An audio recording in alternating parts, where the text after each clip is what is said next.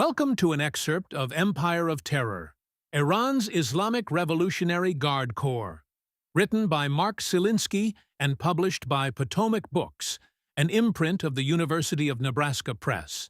This is presented by Kensington Security Consulting, which brings education to national security. This excerpt comes from Chapter 5 and discusses Iranian support to Iraqi militia. Iranian-supported Iraqi militia. Iran created the Badr Corps from Iraqi refugees and prisoners of war in the early 1980s. Analysts have compared the Badr Organization in Iraq to Hezbollah in Lebanon. Badr conducted covert paramilitary operations in Iraq during the 1980s and 1990s under orders from the Qods Force. Many Badr Corps fighters have either dual Iraqi-Iranian citizenship or were born in Iran and only received their Iraqi citizenship post-2003. Badr Corps leaders are highly influential in Iraq's Ministry of Defense and Ministry of Interior. Badr recruits are often assigned to the Iraqi Army Intelligence and the Ministry of the Interior.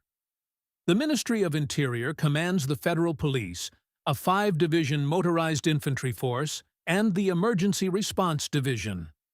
The AH was formed in late 2006 with the support of the Guards as an elite force. The Guards extensively trained and funded the AAH.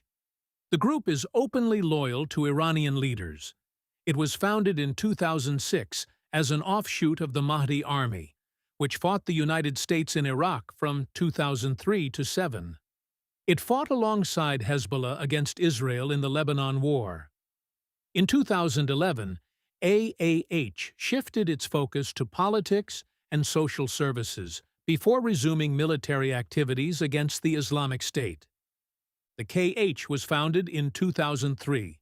It is an Iranian-funded, anti-American Shia militia that earned a reputation for targeting U.S. and coalition forces with roadside bombs and mortars.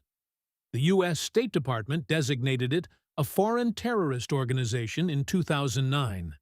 The KH has also sent fighters to defend the Assad regime in Syria. In addition to its military and paramilitary roles, the KH is involved in organized crime, including kidnapping and armed robbery. In April 2018, Qatar paid at least $276 million to the KH and the Guards to secure the release of members of the Qatari royal family kidnapped during a hunting trip in southern Iraq. Some observers of Iran downplay Iranian control over events in Syria and Iraq.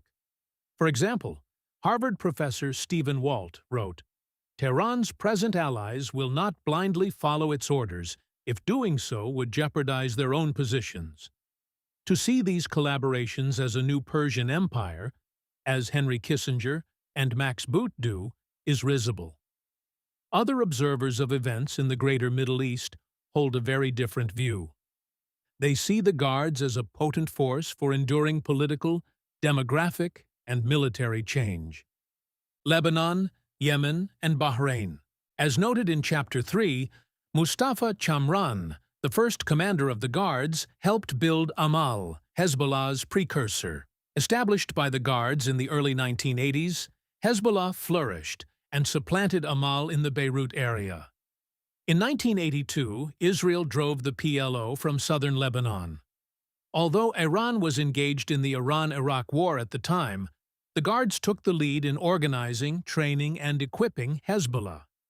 Hezbollah also recruits, trains, and leads other groups of fighters in Syria, Iraq, Yemen, and Nigeria. The Party of God espouses the same ideology as the Iranian regime and pledged its allegiance to Ayatollah Khomeini. Hezbollah's leader describes the group's struggle with Israel and the Jews as a total life-or-death war. Soleimani claimed that Lebanese Hezbollah has evolved from a resistance party to a resistance state. In addition to using commercial cover to transfer funds to Hezbollah, Iran established training camps among the Shia population in the Bekaa Valley, an important farming region in eastern Lebanon. Training at the Guards camp became a prerequisite for membership in Hezbollah.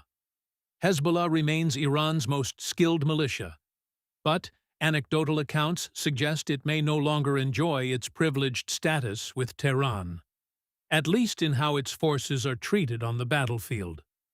Hezbollah provides Iran with a measure of plausible deniability in regional meddling, even as the Guards use commercial cover to transfer funds to the Lebanese organization. Hezbollah carried out the 1983 truck suicide bombings of the U.S. Marine and French barracks at Beirut International Airport, killing 241 U.S. and 58 French servicemen. The Guard's deputy commander celebrated the attack. He proclaimed, "In 1983, the flames of Islamic revolution flared among Lebanese youth for the first time, and in a courageous act, a young Muslim buried 260 United States Marines under the rebels east of the Mediterranean Sea." Among other nefarious activities, Hezbollah kidnapped U.S. citizens Terry Anderson and CIA Station Chief William Buckley. The organization has built an impressive social base in Lebanon, and its medical facilities are superior to those of government hospitals. After Israel's 2000 withdrawal from the country, Hezbollah became a major political party, and its members were hailed as victors by Shia worldwide. Hezbollah has been adept at conducting cyber operations against a wide range of Middle East targets. Hezbollah operatives are deployed worldwide, including in Latin America. Hezbollah personnel partner with the Qods Force in Arabic-speaking countries. A typical Hezbollah member wears insignia similar to those of the Guards and adheres to the doctrine of Velayat-e-Faqih. The Qods Force maintains a joint command and control structure with Hezbollah.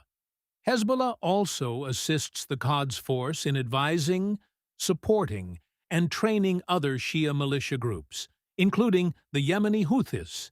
Iran controls a proxy network in Yemen to support the Shia Ansar Allah, or Houthi movement. Iran also supports groups in Bahrain, where the population is 70% Shia. Iran has provided Iranian-origin missiles and small arms, including sniper rifles, rocket-propelled grenades, RPGs, AK variants, and hand grenades. The Houthis seized control of the Yemeni capital, Sana'a, in September 2014 and forced its president to seek refuge in Saudi Arabia. The Houthis and their allies advanced south, aiming to seize the Gulf of Aden and unite the country. In March 2015, a military coalition of Arab nations led by Saudi Arabia launched a bombing campaign to oust the Houthis and restore the government. The Saudis fear that the Houthis' success, fueled by weapons shipments from Iran and training from Iranian proxies such as Hezbollah, will stir nationalism among the Shia in Saudi Arabia. Yemeni security forces have intercepted a shipment from the Guards to the Houthis that included RPGs, surface-to-air missiles, and high explosives. The area was the site of widespread protests in early 2011, which were crushed by an intervention by Gulf states led by Saudi Arabia. Iranian leaders have claimed that Bahrain, which has a Shia majority, is an integral part of Iran and should be restored to it. The Qods Force sponsors militant Shia groups that have attacked government targets using arms and explosives transferred to the country by Qods Force operatives and affiliates, including Iraqi Shia militia groups. In 2017, U.S. Vice Admiral Kevin M. Dunnigan opined that Iran's involvement in Yemen is one element of its Middle East strategy to promote civil unrest and establish a power vacuum. This allows Iranian forces and its proxies to fill that void and build security that favors Iran. Population transfers. Like Nazi Germany and the Soviet Union before it, Iran uses panic and devastation in neighboring states to alter the region's ethnic and religious composition. Iran employs coercive methods to drive Sunnis from their homes and resettle the areas with Shias. Under Hitler's leadership, Germany pursued internal colonization, With the German invasion of the Soviet Union came plans to eliminate indigenous populations in Poland and Ukraine and repopulate subjugated terrain with Germans and locals who conformed to specific racial characteristics. This German colony would be administered by Himmler's SS. Hitler spoke of shaping the landscape by enticing 10 million Germans to go east and settle families there. The colonizers were to be given plots of land to be tilled by Polish slaves, who would be killed when they were no longer useful. The Soviet Union, too, shifted populations. During his reign, Joseph Stalin oversaw the forced resettlement of 6 million people. Lenin relocated ethnic groups immediately after the Civil War in 1921, and the practice accelerated in the 1930s and 1940s under Stalin. This was part of a broader plan to purge the new Soviet state of nationalists, religious leaders and believers, and free thinkers. Iran, like Nazi Germany and the Soviet Union, has used demography as foreign policy. The wars that have overwhelmed societies in Iraq and Syria have dispersed besieged populations throughout the Middle East, with some families taking refuge in Europe or the United States. Taking advantage of these population shifts, Iran has resettled Shia in the Middle East. By late 2017, Iran began consolidating its presence throughout Syria by settling militiamen and their families there. Schools in Syria teach the Persian language, and Iran has subsidized the tuition and food costs of many students aged 8 to 15, each of whom receives a $20 monthly stipend for attending. Shia clerics cultivate ties with locals. This demographic shift in the Syrian Shia population boosts Iran's long-term influence. Summary: Iran's theocratic leadership has cast its foreign policy in the context of a holy war, and the Qods Force is the engine through which Iran expands its global power. Iran has built a land corridor connecting Iran through Iraq to Syria and Lebanon. Iran's forces, or its proxies, defend shrines in Syria and Iraq, and the guards help prepare Hezbollah to destroy Israel's cities. The Qods Force's SLA comprises 3 divisions deployed across Iran's Shia arc. The guards continue to target their enemies for assassination in the Middle East, Europe, the United States, and around the world. Iran provides Hezbollah $700 million a year and offers Palestinian terrorist groups another $100 million, with another $300 million to other terrorist groups. Patiently and steadily, the guards are changing the demographics of Iran's neighborhoods. Christians and Sunnis are declining in proportion, while the Shia are growing. This concludes the reading from the introduction of Empire of Terror, Iran's Islamic Revolutionary Guard Corps, by Mark Silinsky. If you enjoyed this reading, please consider subscribing. This reading does not represent the official position of any agency or individual within the United States government.